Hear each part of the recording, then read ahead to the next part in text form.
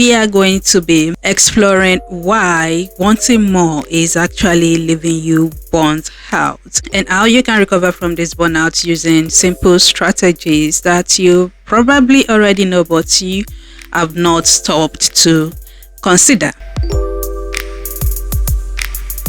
Hello everybody, welcome to another episode of the podcast Systems Based Life with Dukbe. As someone listening to me right now, watching me on YouTube right now, who is a high achiever, there is something about you. You are very good at spotting success and you chase it so fast with everything that you have inside of you, because why? You do not want to miss out. You have this fear of missing out, because if you don't do it right now, maybe you're going to be missing out on something, and that comes with a cost, and that cost is burnout, because you're chasing the wrong thing that is probably not yours, or chasing the right thing at the wrong time. And this goal or this prize that you are chasing is draining your energy. And most of the times when you have these new goals, new desires that you have, you don't take a step back to ask if you should actually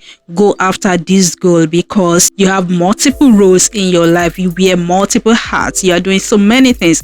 You're a parent, a content creator, a business owner. You have 9 to 5. You are a community leader somewhere. You are a pastor somewhere. There are just so many things that you are doing. You just have so many responsibilities. And when this new goal just come towards you, you don't stop to ask if you should go after this goal, if it makes any sense to add these new responsibilities, this new work on top of the many responsibilities or many goals that you already have that you are working on. And that is how you end up being burnout. You know, as someone who plays a lot of roles in life and still very ambitious, I always have this very long list at the beginning of the year, list of goals, the things that I want to do, that I want to achieve.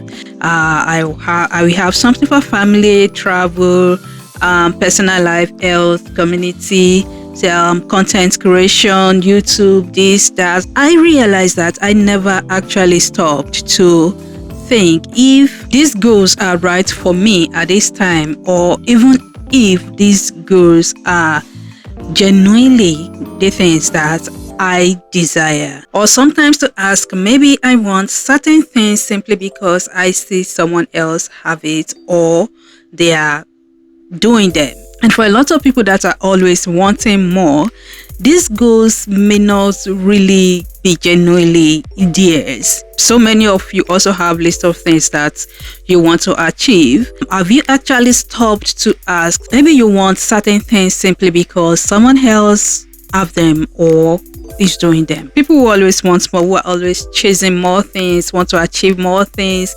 There's a big thing that they want to achieve next. They never truly feel like anything is enough after they might have achieved a goal, because accomplishing one goal always leaves them so empty. So they want to quickly fill that void. Immediately they jump on another goal and start working towards that. And then they end that one, they achieve it, they still feel not enough. Then they jump on the next one, and they just keep jumping without actually stopping or resting until they completely exhaust themselves, like you literally just tire yourself out. And according to Rene Girard's Mimetic theory, his theory says most of our goals are not really our own. Like, we copy them. There is something that has already been invented and we decide to reinvent it. We see someone doing something and suddenly we start desiring it. So once we desire this thing that this person we are looking at is doing or they have, we turn that person to our model and we start to do things like them. We want to achieve the things that they are achieving, and their actions we start to adopt it. And this pattern shows up again and again in the lives of high achievers. As a matter of fact, high achievers are dubbed as master of copy. Okay, that's the only way I can say it. Copy. Like I always say it in secondary school. Like master achievers, they have a model and they want to be like that model. So most high achievers are said, not my word, they are said to copy other people's desires instead of finding their own true desires. And that is called mimetic desire. Let me know what you guys think about this mimetic theory and mimetic desire. Imagine a first-time mom who is so busy trying to take care of this new baby, have a new child at and trying to learn this new baby, and then she's always seeing other first-time mom starting a new business, becoming a content creator while on maternity leave and all of that, and suddenly she desires to do these things other first-time moms are doing, despite the fact that she still has caregiving and being a wife and taking care of herself and all of those busy things around her that still exist. And that is mimetic desire. I don't think it is actually a bad thing. It is just pure human behavior.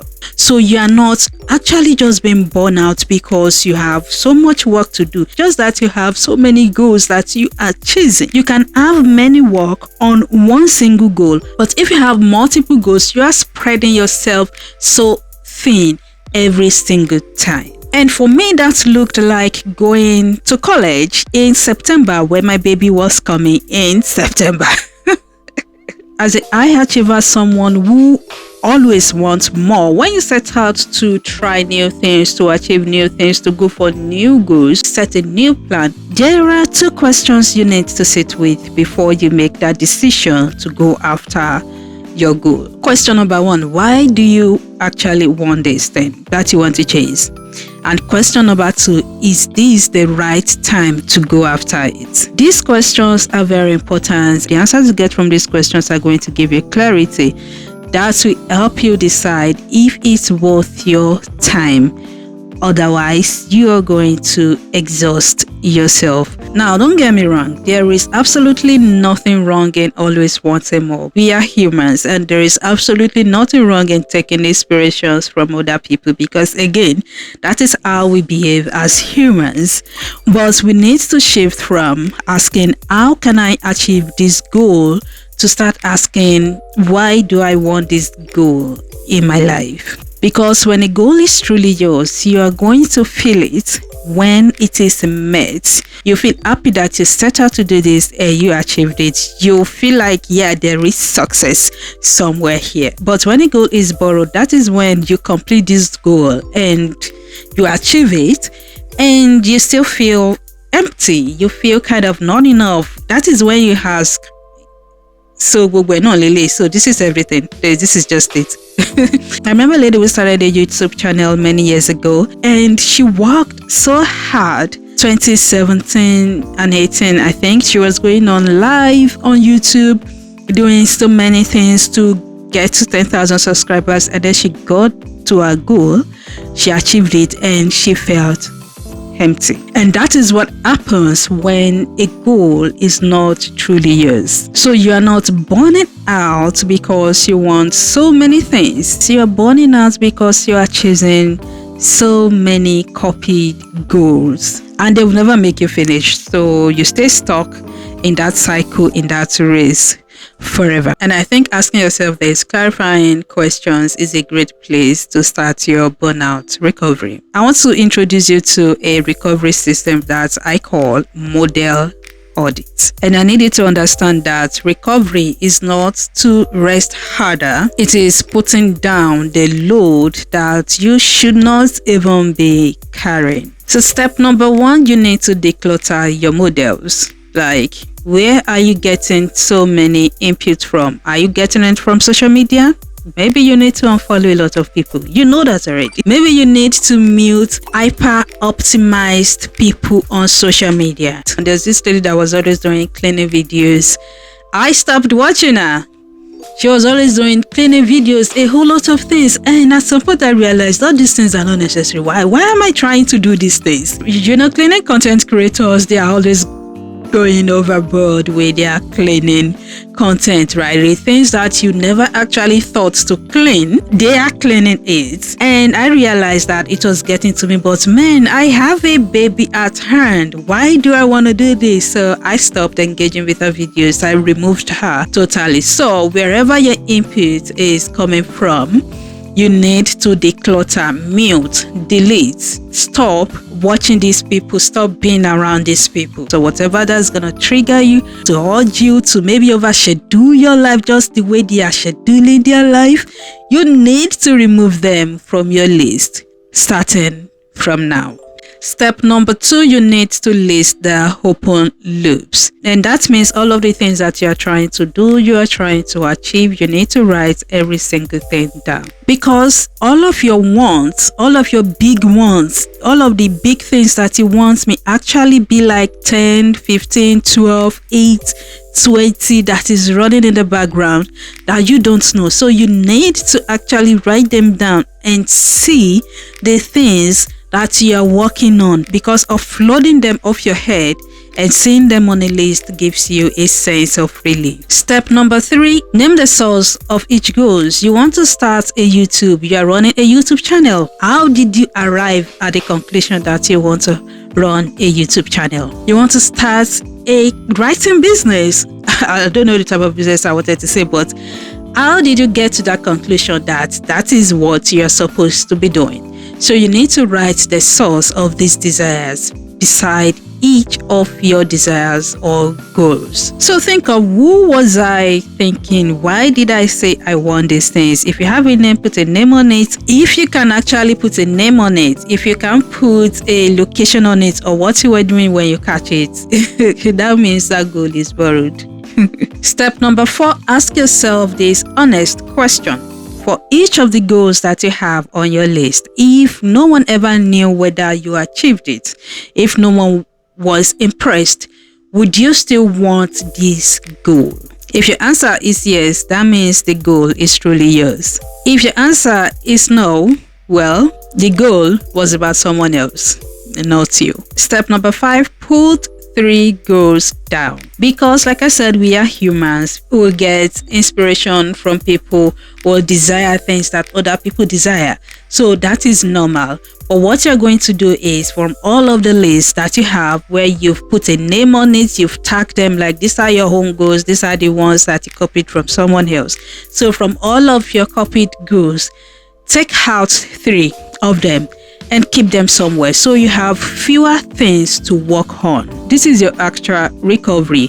You are going to be reducing how much of your wants, how much of your desires you are working on at a time. And most importantly, if they are not your own, if you borrow this desire, as per mimetic desire, if you borrow them, you need to take out a few of them that you will later revisit some other time. Your capacity was never the problem. The number of races you are on was the problem. Now you may be thinking, if you take out some of your goals, you are probably going to lose your edge or you're going to fall behind in life. Listen, you're never going to fall behind by stopping to do certain things that were not truly yours. You were not even going to feel good after finishing this goal anyway. So why are you bothered? Look at the bright side. You will have enough of yourself, enough of your capacity, enough of your energy to actually work on the goals that are truly yours, that will actually make you feel fulfilled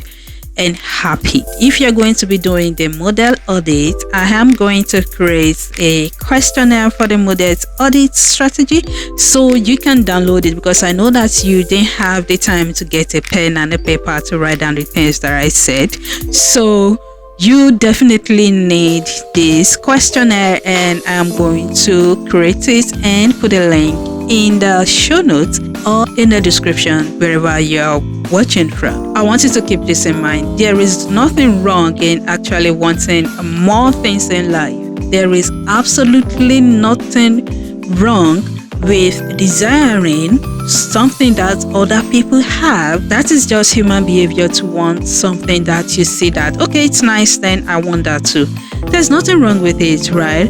You just need to make sure that many of these wanting are something that you truly desire, so that you don't get stuck in a race where you work on goals that never truly feel enough for you, and then you jump on another one, just keep jumping on another one till you burn out, because you keep wanting things that are not truly yours. And because they are not truly yours, you are never really happy every single time you achieve these goals. So because you are not happy, you feel empty, you want to quickly fill the void, you jump on the next one. So the trick is doing the things that you love so that you feel less burnout. Thank you so much, guys, for joining me today on the podcast. My name is Dukwe. This is Systems Based Life, and I'm going to see you all in another one. Bye, guys.